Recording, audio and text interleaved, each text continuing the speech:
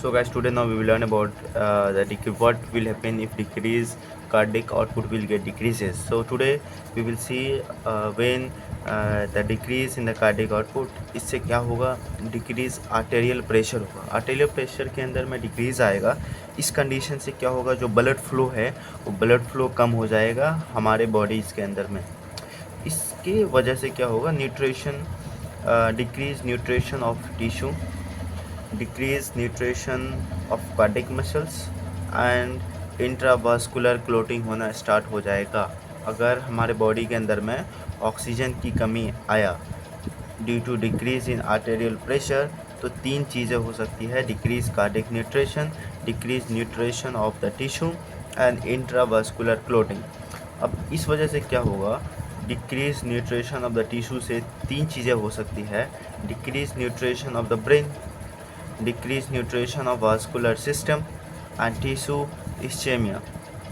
ठीक है, अगर decrease nutrition of vascular system हुआ तो it may leads to two things, that is increase capillary permeability and another is it will cause vasodilation. Now decrease nutrition of the brain, इससे क्या होगा, decrease vasomotor activity. अगर vasomotor activity decrease हुआ तो it will lead to vasodilation. और अगर tissue ischaemia हुआ तो ये टॉक्सिक रिलीज़ करेगा और ये भी क्या कर देगा, वैसोडाइलेशन करा देगा।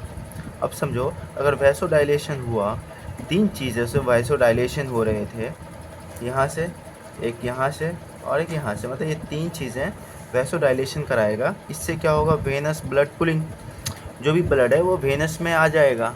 अगर सारा ब्लड वेनस में आ जाएगा, इस वजह से क्या होगा, वेनस रिटर्न कम हो जाएगा।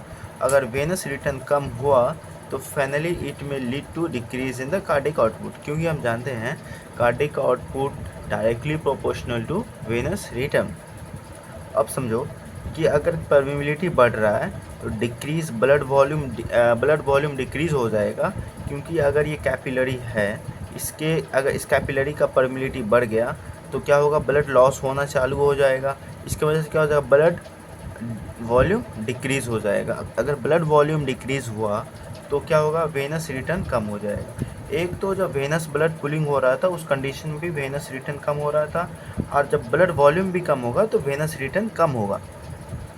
अब ये वेनस रिटर्न अगेन क्या करेगा, कार्डिक आउटपुट को कम कर देगा।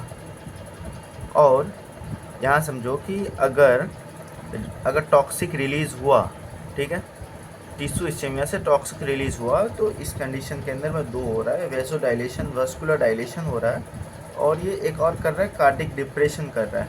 और ये कार्डिक डिप्रेशन से क्या होगा, हार्ट का जो मसल्स है, हार्ट का जो वॉल है वो नॉन फंक्शनल होना स्टार्ट हो जाएगा। इस कारण की वजह से हार्ट सही से पंप नहीं करेगा, तो इस कंडीशन में भी decrease cardiac output. Okay, and ये पूरा तुम्हारा समरी था पूरे फिजियोलॉजी का, जिसमें जो कार्डिक आउटपुट में क्या क्या चेंजेस आते हैं। तो this was all about what will happen if cardiac output will get decreases, or what are the reason due to which this cardiac output may get decreases, and what will be its effects. So like, subscribe and share this video.